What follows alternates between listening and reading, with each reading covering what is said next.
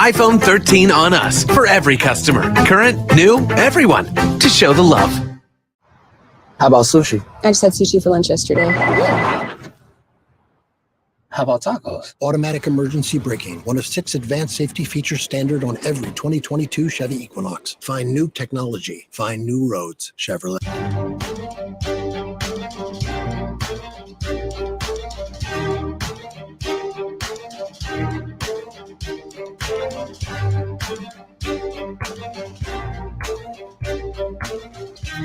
Welcome to the Black Table on the Black Star Network. I'm your host, Greg Carr. We'll devote an hour today, as we always do, to exploring ideas and subjects of general importance and special importance to African people and others fighting for the struggle to make and build a better world. Well, we are in the week of Juneteenth. For the second time in the history of the United States of America, there will be a national Juneteenth holiday celebrated.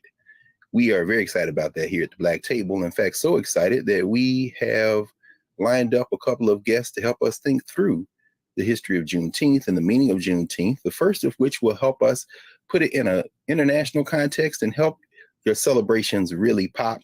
And then we'll get into the deeper significance of Juneteenth as it relates to Texas, the history of the United States, and the future of the United States. So let's start with some basic facts. On June 19th, 1865, Major General Gordon Granger, accompanied by troops from the United States Army, by some accounts, as many as 3/4 of them, people of African descent, men of African descent, rode and sailed into Galveston Bay in Texas and issued General Order Number 3, declaring that not only was the war over, but that enslavement was over. And the following year, the first Juneteenth celebration took place. And that was on June 19th, 1866. Now, it's very important to understand that Juneteenth is folded into a constellation of Emancipation Day celebrations around the hemisphere. Usually in the Caribbean, those celebrations congeal somewhere around the first or second week of August. In other parts of the United States, certainly during the Civil War and after the signing of the Emancipation Proclamation, January 1st became a very important date after January 1st, 1863, of course, and throughout the South, as Juneteenth spread into Oklahoma and Louisiana and other places. Sometimes that date might fall later in the month of June or even in July or August. And all of these together are emancipation celebrations that talk really about the long freedom struggle of people of African descent. And of course, in Texas, we saw Juneteenth, thanks to a brother, Representative Al Edwards, become a state holiday in 1980. But of course, we're talking about it now in the context of the United States and a federal holiday, because in May 2020, George Floyd lost his life in Minnesota. But what many of you know, because we know our brother Roland Martin, the founder and leader of the Black Star Network, graduated from Jack Yates High School, as did George Floyd. What many of you may not know is that Jack Yates, the high school that Roland graduated from, that George Floyd graduated from, Felicia Rashad, Debbie Allen, so many others graduated from, that school is named for Jack Yates, a formerly enslaved African who came to Texas, like George Floyd's family did, from North Carolina, and was one of the formerly enslaved Africans who bought land and in 1872 created Emancipation Park, where the first Juneteenth was celebrated in Texas, in that part of Texas, in Houston. Well, when George Floyd lost his life in May 2020, the Great Reckoning began to flood into the streets of the United States and around the world. 2 years later, or actually a year later, the President of the United States on June 17th, 2021, created a Juneteenth holiday. I was actually there for that bill signing, and nobody believed that there would have been a national Juneteenth holiday had people not been out in the streets for a whole year before. And this little kind of symbolic gesture opened up a new conversation around race and around power, around enslavement, around national memory. And so today, we couldn't think of anyone better to think about Juneteenth, the rituals of Juneteenth, the significance of Juneteenth, than a sister who enters this conversation from a very unique point. She is a naturopathic doctor, physician. She is an entrepreneur and institution builder. She is a 5-generation herbalist. She is a remarkable thinker, institution builder, cultural worker, and Dr. Sunyatta Amen, who joins us now. And in addition to everything else, she is the TEO of Calabash Tea and Tonic, an institution here in Washington, D.C., and through the internet worldwide. She's going to help us think about Juneteenth in a very special and very specific way. I want to bring her to the Black Table and welcome her. Welcome, Dr. Amen. Thank you, Dr. Carr. Thank you for having me. I'm so honored to be here with you. Yes, no, I mean, thank you. I mean, we have a lot of next week we'll talk to Gerald Horn, our friend Gerald Horn, who's going to walk us through the history of Texas and Juneteenth and all that. But today we were like, okay, everybody's going to be celebrating. And of course, our people have been celebrating all along in Texas with the barbecues and the foot races and the pageants and the games.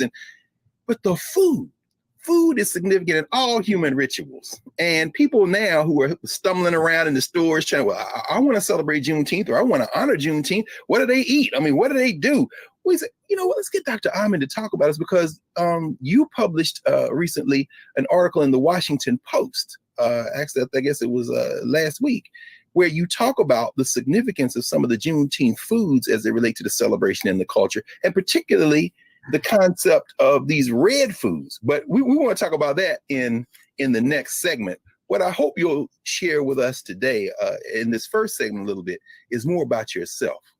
I mean, we know you obviously from a lot of work, whether it be CNN or the Washington Post, whether all the institution building you've done, your president. But tell us a little bit about Dr. Sunyatta Amen. Wow. What an intro. I appreciate that. I am a 5th generation herbalist and a descendant of Maroons, 2 sets of Maroons. Maroons from the Great Dismal Swamp here in the United States, and Maroons that are Jamaican. And I believe that kind of puts me in like this really awkward, strange space of being a cultural custodian. And as much as I tried to run from that as a young person, I was like, I don't want to do this work. I mean, I grew up in a health food store. My dad is an ethnobotanist by training, who also trained in Cuba in school there, at university in Cuba at a time when Cuba was extending invitations to high school and college students to come there for university. And the last thing in my life I wanted as a young person was to do this work, was to be an herbalist, was to, be centered in building community. And I know that may sound strange, but when your parents are activists, it's like, oh, here we go, another march. Or I hope you don't mind, because I know we had you a couple of years ago talk to the freshman class at Howard University, and 1,500 students that you talked to. I mean, everybody was wrapped in attention, and their parents and their parents' parents know your family, because it wasn't just any health food store, it wasn't just any herbal store. Say a little bit about that practice that you were literally born into one of the most important institutions, not only in New York City, but really in the diaspora as it relates to this work. Could you say a little bit more about growing up in that particular store and what that work looked like? I was definitely the free labor in my parents' shop. And that's to say that's what community is about. A lot of times the spirit of entrepreneurship is the seeds are sown. And that's what we talk about when we talk about self-sufficiency and revolution and freedom as is celebrated during Juneteenth is our connections to our community, our business community, et cetera. I mean, that's where we see the dust ups, right? Like in Oklahoma, in Tulsa, and is in North Carolina, is when we are connected through business. And so growing up, as I said, not realizing how pivotal my parents and the folks that continued that work would be in Harlem. My dad opened in the early 70s a place called Black Pyramid. I guess Pyramid wasn't Black enough. I don't know. Well, either way, it became legendary. When you say Black Pyramid, certain people start, oh, really? Oh, yeah. So, right. And the offshoot of that was Tree of Life. Yes. And so my dad's partner and my dad and my cousins sort of shifted that focus into a full-fledged bookstore. They figured, if you're feeding people's minds, you're going to feed their bodies. There has to be this shift in consciousness. And so that store existed for maybe 25 years, and then Tree of Life up until, not so long ago. And these became bastions in the community. My dad opened 3 stores ultimately, and what I find is that people do come to me and say, oh, I know that place, or I bought books there, or I ate at the juice bar in there, and it is only as I became a little bit older young adult that I realized the importance of that particular thing, in which I had pushed away from me. So every time I thought I was getting out, they pulled me back in. Well, you know what? I think what we might want to do now, why don't we do this? Why don't we pause and come back in the second block, and then we can get into not only your apprenticeships, but then open that into how, when we're going to have this conversation about the significance of the Juneteenth foods, all of this background and all this momentum you are now able to empty into these rituals and help us understand what we're actually putting in our bodies for this ritual holiday. So we'll be back in a moment with our guest, Dr. Sunyatta Amen, the TEO of Calabash Tea and Tonic, and the history of Juneteenth through the foods of Juneteenth. Back in a moment at the Black Table.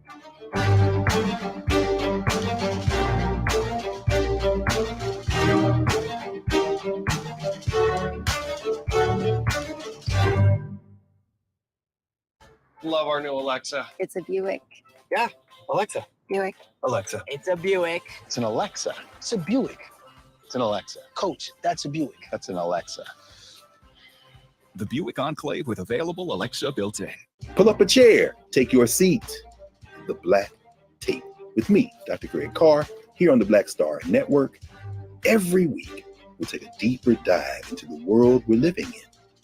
Join the conversation only on the Black Star Network. Verizon just gave us all a brand new iPhone 13. We've been customers for years. I thought new phones were for new customers. We got iPhone 13s too, switched to Verizon 2 minutes ago. Ours were busted, and we still got a shiny new one. Check it out. So wait, everybody gets the same great deal. I think that's the point. iPhone 13 on us for every customer. Current, new, everyone. On any unlimited plan, starting at just $35. All on the network more people rely on.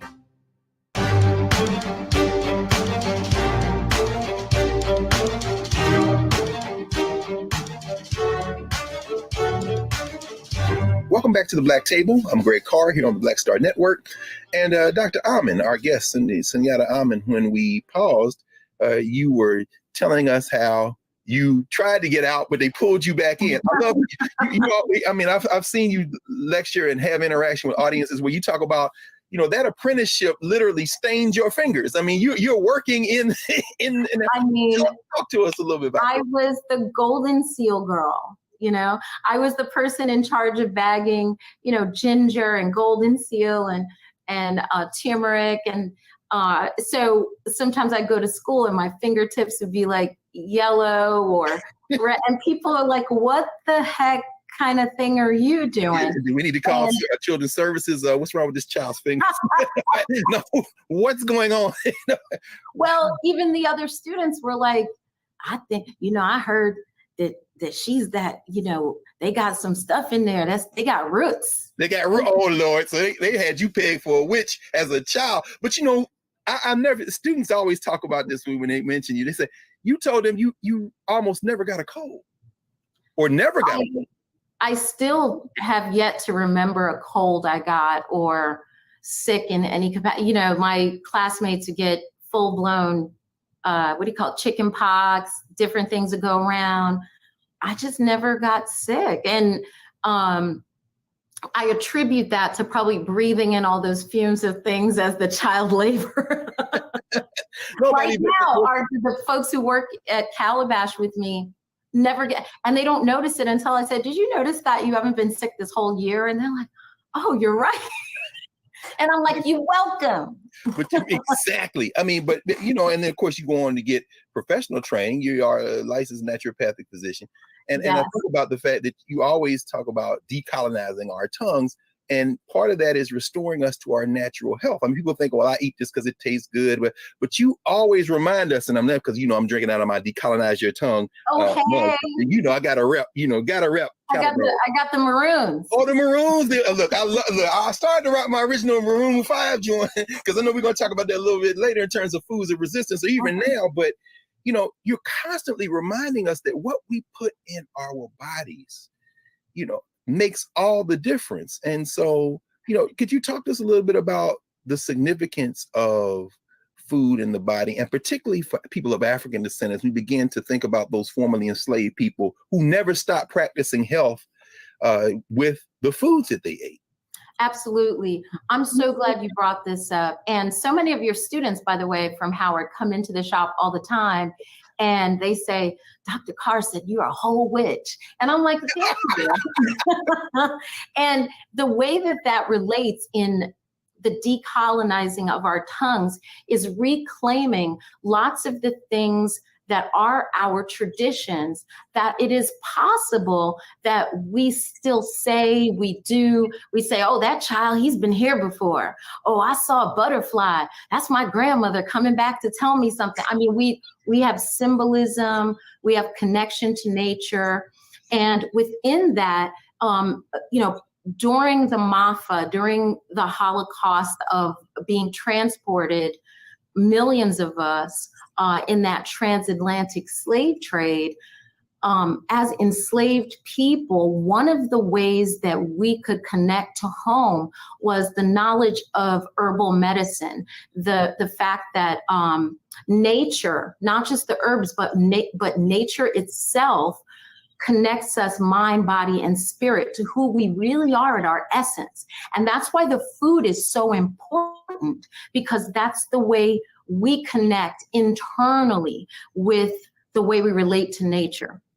And so many things were taken from us. And even in places where we were forbidden to drum or to practice traditional Yoruba ceremony or traditional Akan things, or we must remember many of us were Muslim, being taken, many imams and many Sufis, and that in the New World, in general in life, if you think about it, everything you can do to a person, you can try to control a person.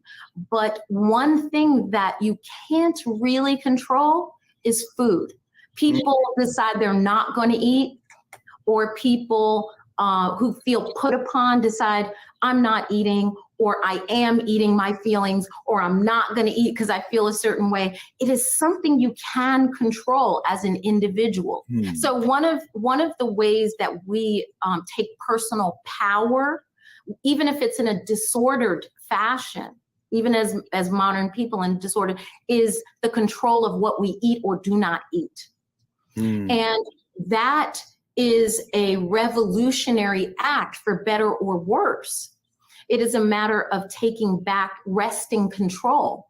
And so when we talk about what we ate from a diasporic perspective post transatlantic slavery, or even during that time, right? Because that was hundreds of years in the making, that we could approximate what we were used to before, and it's its own act of resistance. It's its own decolonizing or resistance to colonization that we're exercising at that point. So if we think about the Maroons, Dr. Carr, I mean, this is one of your loves and specialties, our connection, Queen Nanny, who's on our cup, right? Yes. Or Zumbi, Kojo, Makandal, Dutty Bookman.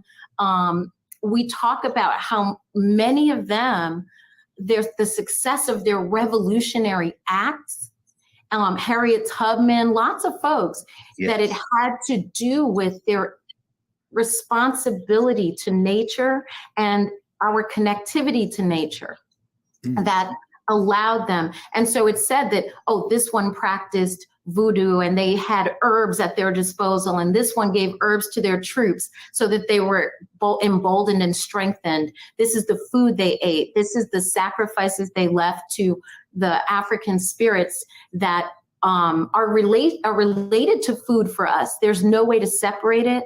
And so in that context, as we even come to things like Juneteenth, as we come to other celebratory things that we hold in our communities, food is absolutely pivotal.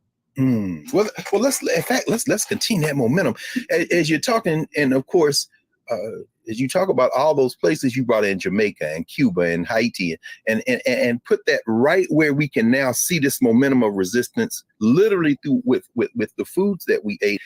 In the article you wrote on the 15th of June in the Washington Post, one of the things you talked about. That comes out tomorrow, actually. What you guys got was the preview.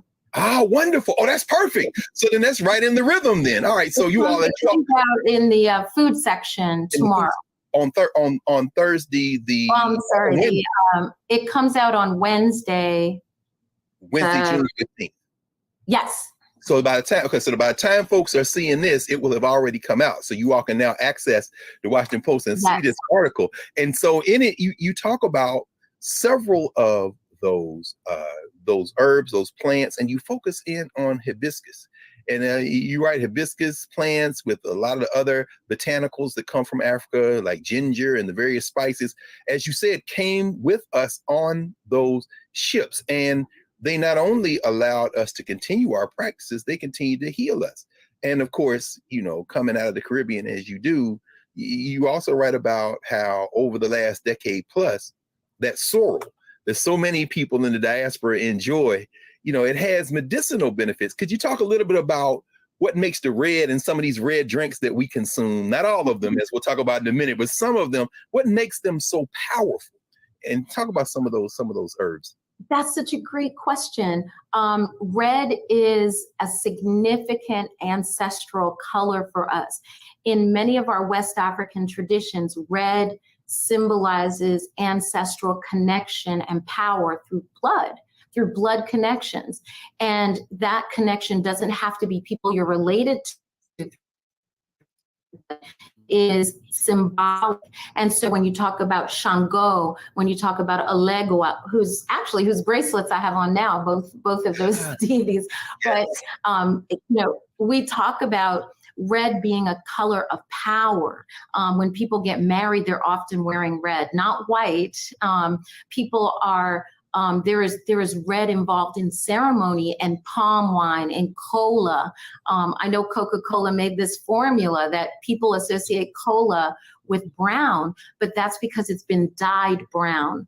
But the truth is that cola nut, you have white colas, red cola nuts. It's those are associated with divination, with asking the creator, what's the next step, or how do I go forward? And wait, Prof, before we go, I don't want to dwell on this, but just so folk catch that, Coca-Cola, like we drink Coca-Cola, that has roots in the Caribbean as well? I mean, this has roots in Africa. Wow. And, when we talk about a drink like that, we're talking about the fact that it's dyed brown from sugar product. It is sweet from sugar product. It is spiced, seasoned with cola nuts, which are traditional to us in West Africa, right? It is even when they used to put cocaine in it, it was coca leaves that are indigenous to, South America, until they got busted with that. And they were like, you can't put that in. Okay, I didn't want to, look, hey, you all, Dr. Amen's coming back to the Black Table. I'm just going to claim that right now because we're going to have to do a whole thing just around Coca-Cola and imperialism and Africa and the Caribbean. I didn't want anybody to miss that footnote. So that's a teaser for the next time you come. Anyway, I didn't stop your momentum. Okay, so. No, I love that. I would love to come back and just talk about the colonization of our indigenous foods that are now superfoods in Whole Foods, and just coming forward on that. So I love that you've asked this question, and our interconnectivity, wherever you see that hibiscus plant and these other indigenous West African plants, wherever they're growing, wherever you spy them, you're seeing Africa. It's the thumbprint. It's the indelible thumbprint, because hibiscus stains whatever it touches, and it has left a fingerprint, a watermark of capitalism, imperialism, enslavement, and resistance. It's leaving its mark. Well, you know what then? I think that's actually a perfect place for us to pause. And when we come back in our next segment, let's pick up with that red drink. because just like Juneteenth, I've heard a lot of debate and discussion saying, well, Juneteenth belongs to us as Black people. It's not American. It's not everybody in America. It's enslaved people. And then people say, well, Juneteenth isn't part of the Caribbean. It isn't part of Africa. We are African Americans. Well, just like you said, anytime you see that red, you see us wherever it is. Anytime you see Juneteenth, you see liberation struggles wherever they are. So that's perfect. When we come back in a moment with you, Doc, we're going to pick right up and ask you about that red drink. We're going to ask you about not only its significance, but where we see it, how it connects to Juneteenth, other red drink options. And for those of you who have read the Washington Post article, Dr. Amen includes a recipe on how you can brew your own up. But we'll be back in a moment here at the Black Table, Black Star Network. Back in a moment.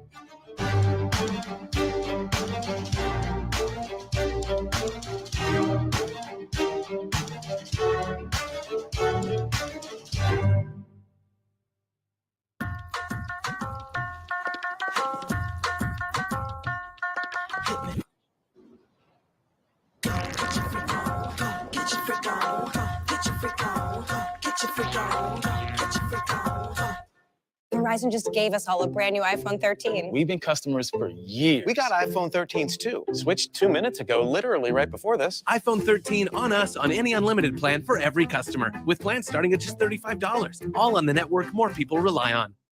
Love our new Alexa. It's a Buick. Yeah, Alexa. Buick. Alexa. It's a Buick. It's an Alexa. It's a Buick. It's an Alexa. Coach, that's a Buick. That's an Alexa. The Buick Enclave with available Alexa built-in.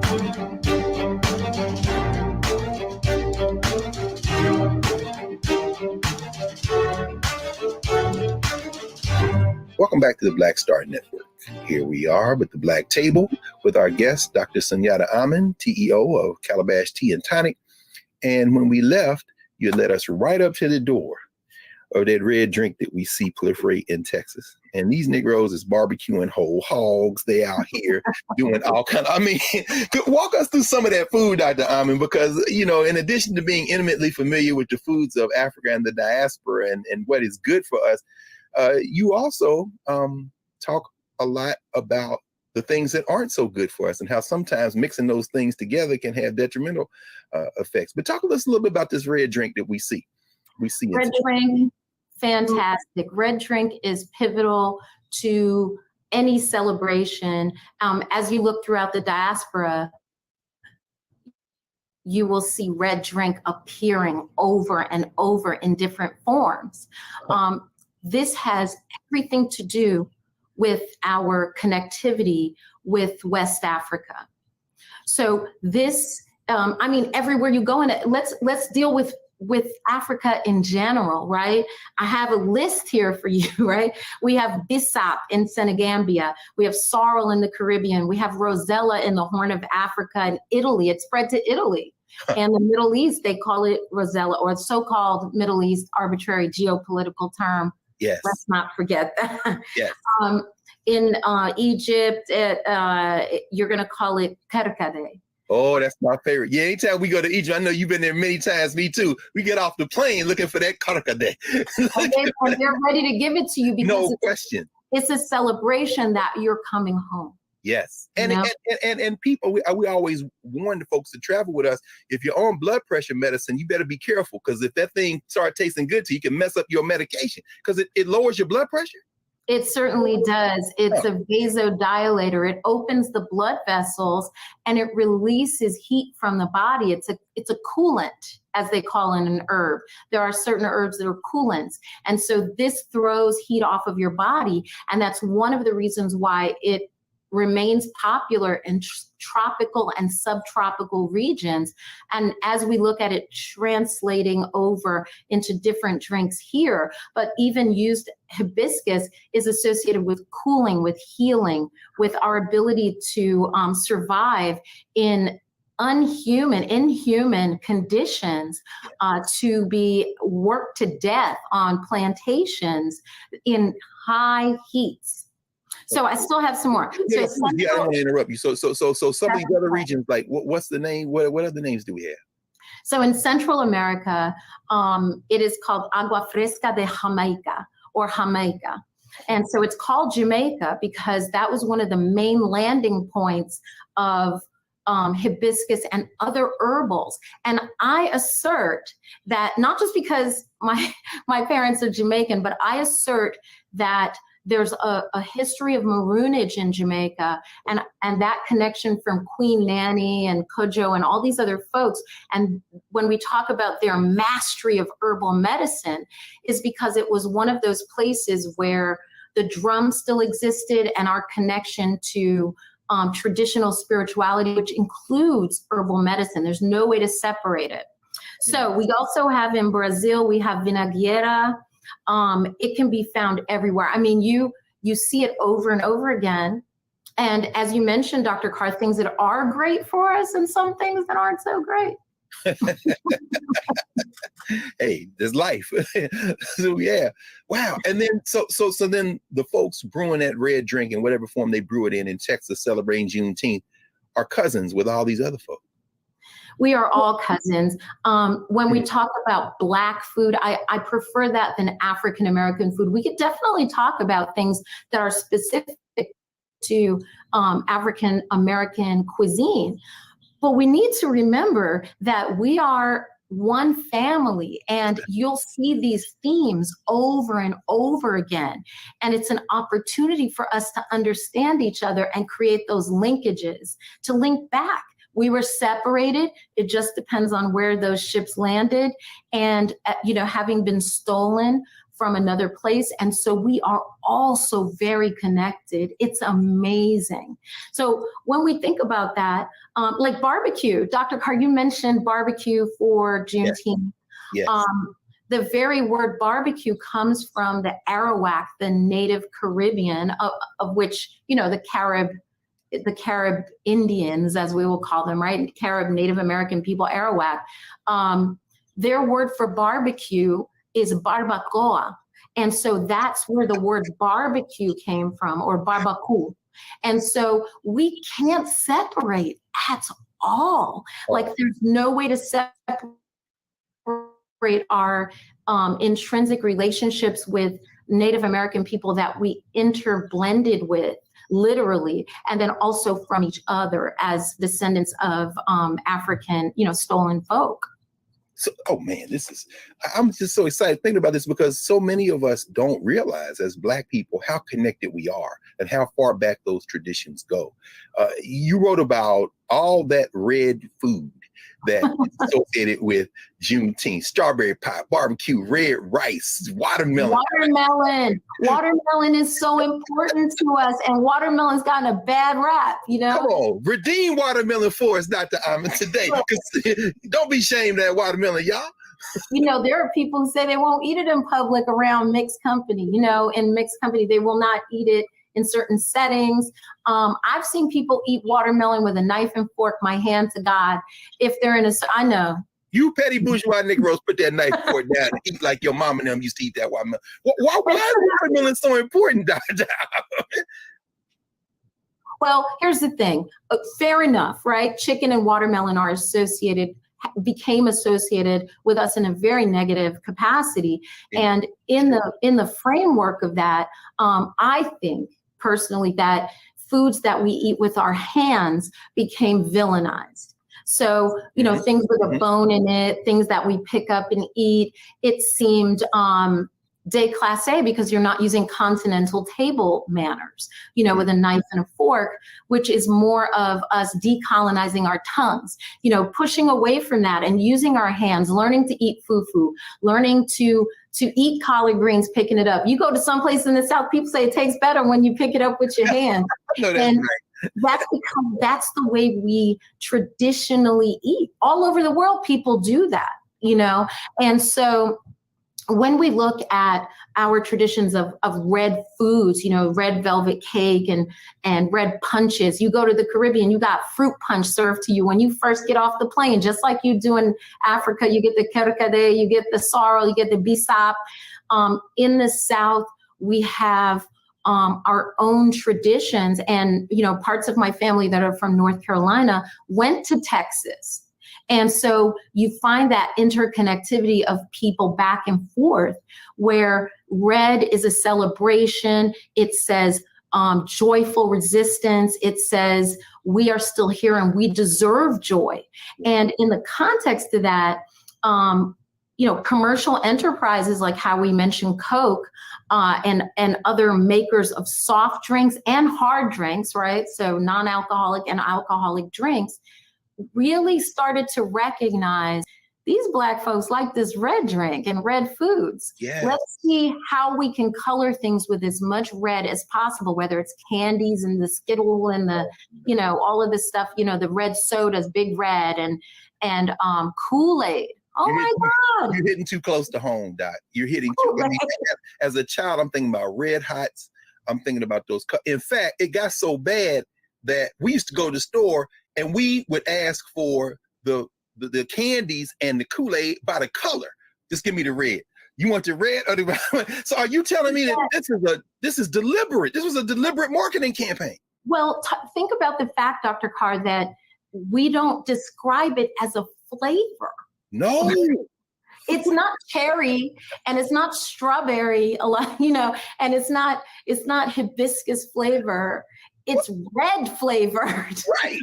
That's how much we love the color red, especially in the drinks and the candies, like being associated with it's in our soul, it's in our DNA. It's one of those DNA memories, those places that are buried deep in us. So a company can sell you those little nasty, you remember those little links that sat on the counter? Yeah. Growing up in New York, they had the bodega and they had the little, you know what I mean? Yeah. And it pulled it out of the thing. I was like, what is that? What is that? And look, all the hood joints, I know, because all our Philly fam lived in Philly for a long time. Them quarter waters, it's a reason they colored that way. You write about that in the article. The quarter water. You got the Kool-Aid is a red. It's not even called the color it is. Kool-Aid doesn't call it red. My God. We call it red. We call it red. Water ice in Philly. What y'all call it in New York? In Philly, they call it water ice. But they push like the Italian ice. Yeah, Italian ice. But it's like, you call it by the color. Give me the red. I want the blue. I want the red. Red. And you could tell because everyone would walk around with a red tongue. Oh, no, their tongue and their mouth was red. We didn't care, And so when we talk about large food corporations recognizing our love for these things, Juneteenth factors into that, in that so much of our celebration there in the Caribbean with sorrel and pushing into our northern loves for red, it's like they say, oh, wait a minute, we can market this as a thing specifically to people of color. Why don't we, when we come back in our last section now, why don't we come back with the implications of this? Because as we know, this is all new territory for us. These rituals that you have practiced and seen and inherited from the Caribbean, from Latin America. Now this one here in the United States, Juneteenth, has been nationalized and in a kind of struggle over what it means to remember what it means. And we already see the first forays into our community from these corporations as it relates to Juneteenth. So why don't we, when we come back in our last segment, help our viewers think through what it means to celebrate Juneteenth through the food, what it means to protect and extend our traditions, and how we can link our institutions so that we can always preserve the best of these rituals. So we'll be back with Dr. Sunyatta Amen, and we'll be talking more about Juneteenth and these foods at the Black Table. Back in a moment.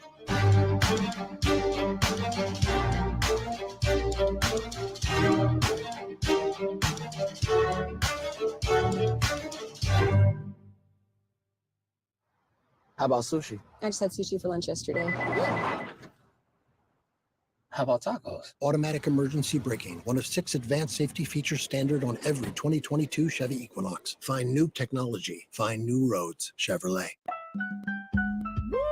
We're all impacted by the culture, whether we know it or not. From politics to music and entertainment, it's a huge part of our lives, and we're going to talk about it every day right here on The Culture with me, Faraji Muhammad, only on the Black Star Network.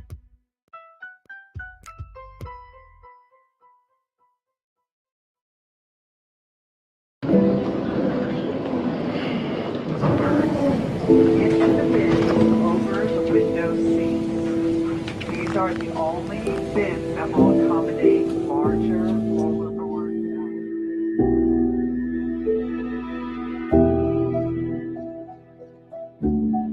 They put 10 in here? 10, and you don't come out till you die. You eat here, you eat 10. Oh my God.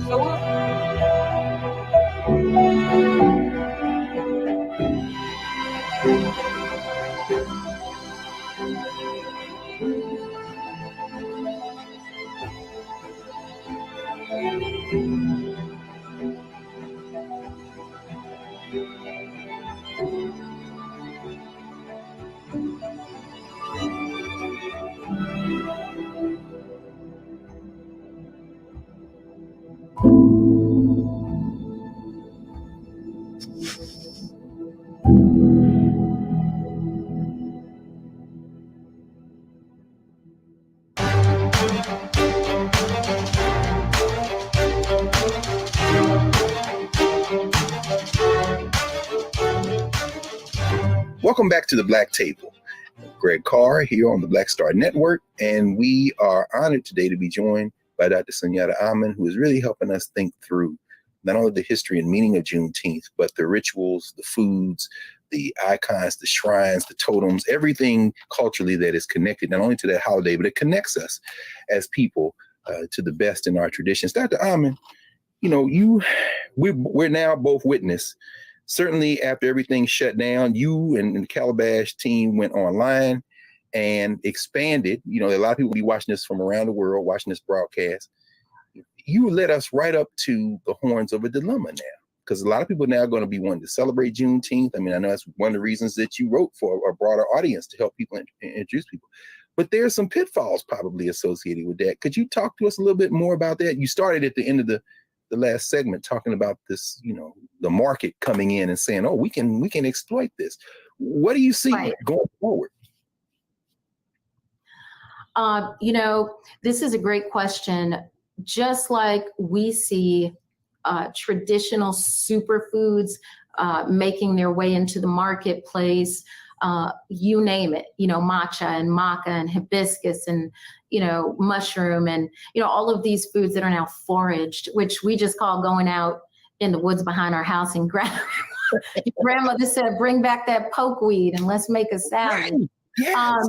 So what we do see is things like this Juneteenth ice cream dust up that occurred, where our foods start to get marketed back to us. They didn't even let that joint, no pun intended, cool off. They didn't let it cool off. How about that? And it was too soon because they received the backlash. Like, what? Juneteenth? But they're going to be back, aren't they? Oh, yeah, definitely. We're going to start to see more Juneteenth sales and lots of things revolving around food, because that's a huge part of the tradition. And as we said, these red foods, we're going to see it more and more. And it's going to go in it's going to be a soft sell where it'll start with foods that we're accustomed to being red, like we talked about earlier. And then it's going to move into certain kinds of product. And what ends up happening a lot of times is if they can get a Black representative, then that person will introduce it. And that's where they messed up, to be honest, with the ice cream. It's funny you say that, Doc. At the bill signing last year, they had Mother Opal Lee, the elder who is, largely associated with helping, push along with a lot of other folks. Yeah. And we were standing there. Here's Congressional Black Caucus, and the President of the United States signed that, Vice President Harris, and I'm standing in the back with the cats that guard the place, which, as we know, are Black and brown people. And I'm standing between these two police officers. One young sister, she said, I'm from Texas. We've been celebrating this all along. And the brother was like, right. I said, "What y'all think's about to happen?" And they both just shook their heads and started laughing. Right. I mean, this is a ritual like all the other ones you're describing. It's from the people. So how can we protect it? I mean, what are we talking about at this point? It definitely is. It's one of our traditions, and Texas is one of those pivotal places in terms of how it got its name, how that celebration has continued for all this time, and people need to acknowledge that. What we look at as a whole is that we do not want to be sold to in this consumer fashion, and when we examine it, when we zoom out macroscopically, we're being sold to all the time things that we have proclivities for. We have those proclivities. So what's happening is this will be the latest in that set of things. And red foods had already been marketed to us, but now there'll be an excuse that takes it out of the quarter water and the now-a-latest, the watermelon now-a-latest, and the hot link sausage on the counter, so it'll start shifting from the Kool-Aid into more palatable, sorbets and things that seem a little classier than what we were used to as children being marketed to. And so we'll see a push into those spaces. Now, what I do think is fascinating is the amount of Black chefs who are coming out with recipes, who are saying, this is something to celebrate. Even if I'm not from Texas, I'm going to give you what's from my place that is right along lines with that. From the Caribbean, I'm going to give you this sorrel, because I will say that I feel like our love of hibiscus drinks, not the things marketed as red, has been pushed forward by Jamaicans and other Caribbean food places that returned our traditions back to us in a North American and like a North American capacity. And that's beautiful, because it's just the snake swallowing its own tail. There is no beginning and no end. It only exists in that capacity because we're from as descendants of the Caribbean, we're from a subtropical environment where that thing grows all the time. Yes. So it's our responsibility to return the healthier version to our folks, instead of just the red liqueurs marketed to us, the red sodas and the other things. I mean, why does the Kool-Aid man have to sound like Louis Armstrong? He's like, oh yeah, right, busting through walls. Right, that's true. No manners. No yeah. Yeah, what is that? Wow, that just, man, you just really are sparking so many memories for me. I mean, we grew up watching that Kool-Aid man bust through those brick walls. And until you said that, it never occurred to me the underlying cultural assumptions and stereotypes. And, I remember many years ago reading Manning Marable's book, How Capitalism Underdeveloped Black America. And that was the first time I read about how the soft drink companies marketed those colors, red and purple, and for the grape and red soda, and how they really tapped into that market very deliberately, and how Black people were the consumers. And I know you know about that. I mean, Dr. Carr, even their logos, McDonald's has red, Wendy's has red, KFC has red. Popeyes, and you name a restaurant, Pizza Hut, any of it, red is pivotal to their marketing to us. Starbucks, green. Okay, so right. You have to know who is green. Right, that's true. Whoa, stop playing. Okay, so we got to come back. People are saying, you know what? I do want to ask you this before we go. You have been and continue to be one of the most successful and nuanced kind of bridge builders without sacrificing anything in terms of cultural integrity and foundation.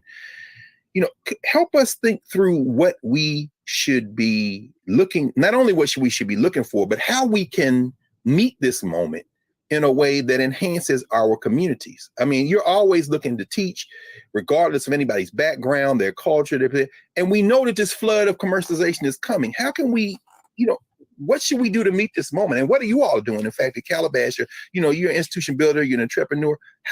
How should we move in this new environment this new Juneteenth environment? This is fantastic.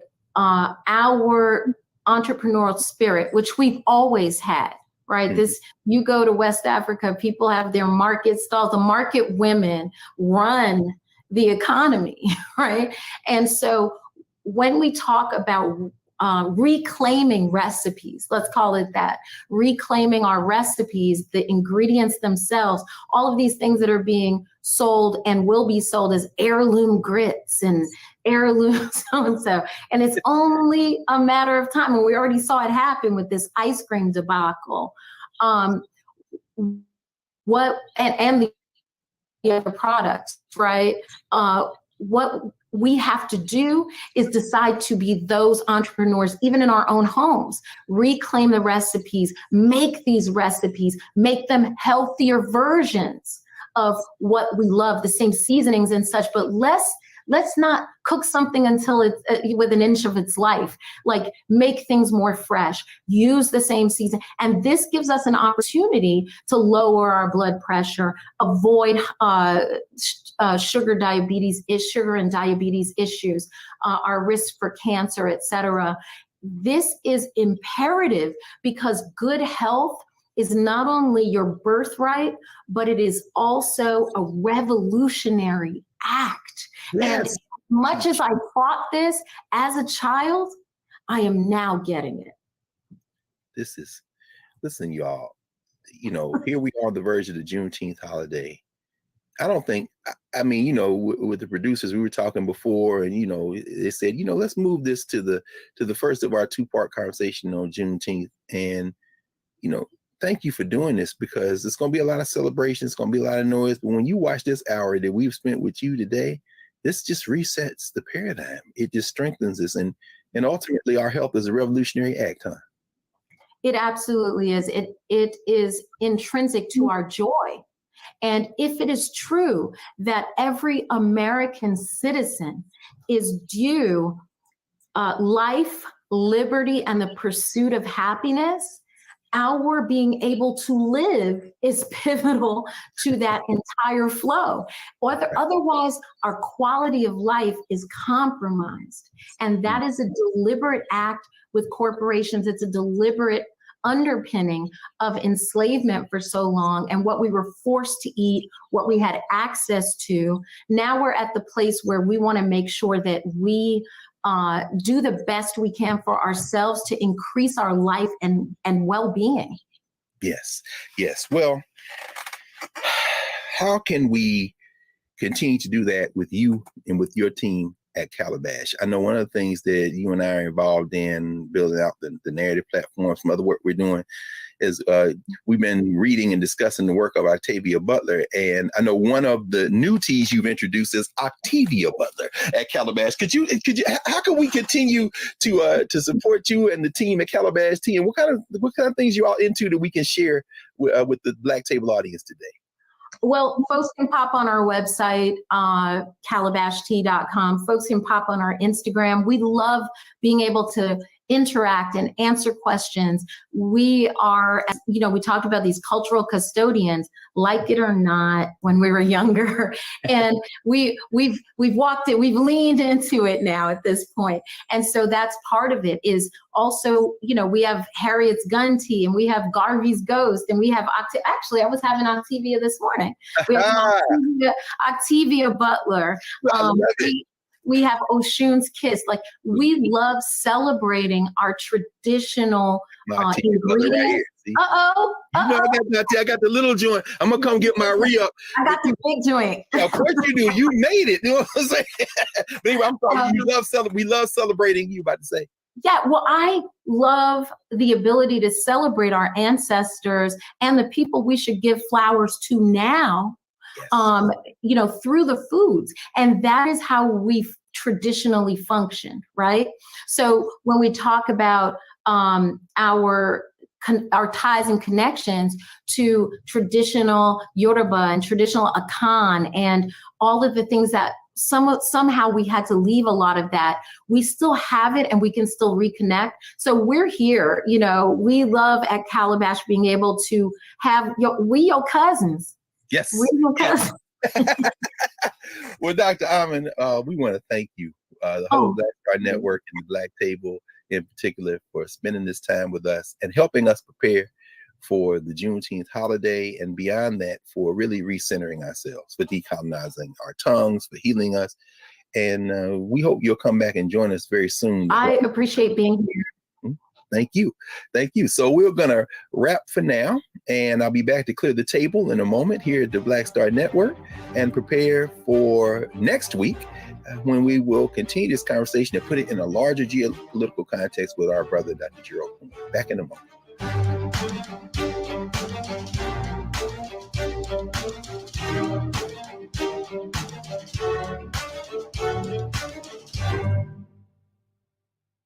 How about sushi? I just had sushi for lunch yesterday. How about tacos? Automatic emergency braking, one of 6 advanced safety features standard on every 2022 Chevy Equinox. Find new technology. Find new roads. Chevrolet. It's time to be smart. Roland Martin's doing this every day. Oh, no punches! Thank you, Roland Martin, for always giving voice to the issues. Look for Roland Martin in the whirlwind, to quote Marcus Garvey again. The video looks phenomenal, so I'm really excited to see it on my big screen. Support this man, Black Media. He makes sure that our stories are told. See, this difference between Black Star Network and Black-owned media and something like CNN. I got to defer to the brilliance of Dr. Carr and to the brilliance of the Black Star Network. I am rolling with Roland all the way. Honored to be on a show that you own. A Black man owns the show. Folks, Black Star Network is here. I'm real revolutionary right now. Roland was amazing on that. Stay black. I love y'all. I can't commend you enough about this platform that you've created for us to be able to share who we are, what we're doing in the world, and the impact that we're having. Let's be smart. Bring your eyeballs home. You can't be Black-owned media and be scared. You dig?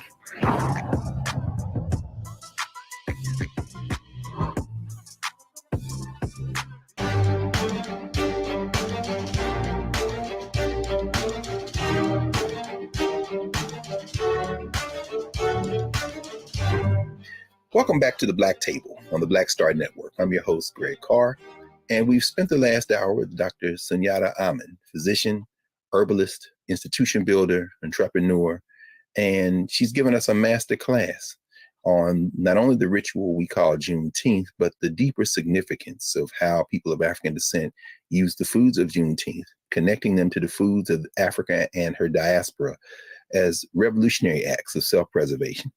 One of the things that when you visit Sunyatta's store, when you visit her institution, Calabash, when you walk in, anyone who greets you will say, "How can we heal you today?"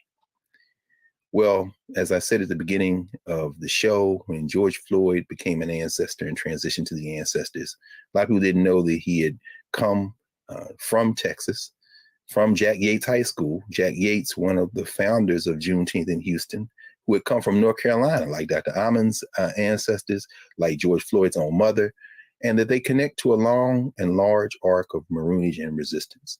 Juneteenth is a ritual of resistance, a revolutionary act. And so we wish everybody a happy Juneteenth holiday. And more and most importantly, we wish everybody a moment to pause, to recenter, to renew, to decolonize your tongue, to heal, and to prepare ourselves for the work that remains. So we'll see you next week back at the Black Table here on the Black Star Network.